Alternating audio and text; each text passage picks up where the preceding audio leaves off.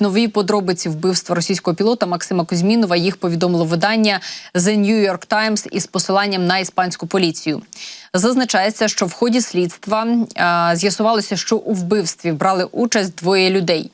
Їх особи нині не встановлені. З тих подробиць, котрі відомі, 13 лютого до підземного паркінгу того будинку, в якому жив Кузьмінов, під'їхав білий автомобіль Hyundai Tucson.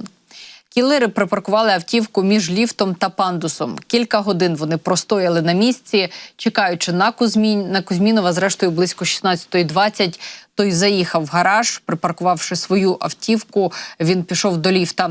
Нападники гукнули Кузьмінова, після чого вистрілили в нього 6 разів. Колишній російський пілот впав на пандус. Нападники після, вистрілів переїхали Кузьмінова ще й автівкою та зникли у невідомому напрямку. І от, як з'ясувалося, автівку нападники викрали за 2 дні до вчинення вбивства, після чого її спалили за кілька кілометрів від будинку, де жив Кузьмінов. Зазначається, що на місці вбивства знайшли гільзи від 9-мм набоїв для пістолета Макарова. The New York Times відзначає, що це такі стандартні набої, котрі використовувалися в країнах колишнього Радянського Союзу. Також у виданні додають, що Кузьмінова могли вирахувати через те, що він зв'язався із своєю колишньою дівчиною, яка проживала на території Росії. Пілот запросив її приїхати до нього в Іспанію. Ну і іспанські слідчі вже повідомили, зокрема виданню The New York Times, що вбивство Кузьмінова пов'язують із Кремлем. Через те, що воно має досить схожі ознаки з тими злочинами, котрі росіяни вже вчиняли в країнах Європейського Союзу. Мова про вбивство колишнього чеченського польового командира Зелімхана Хангошвілі в Берліні та отруєння колишнього співробітника російської військової розвідки Сергія Скрипаля.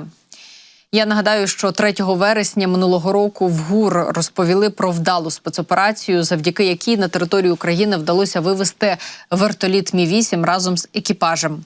Спецоперацію назвали «Синиця». У розвідці тоді відзначили, що Максим Кузьмінов зміг доправити літак Мі-8 на територію України разом з екіпажем та компонентами до бойових літаків.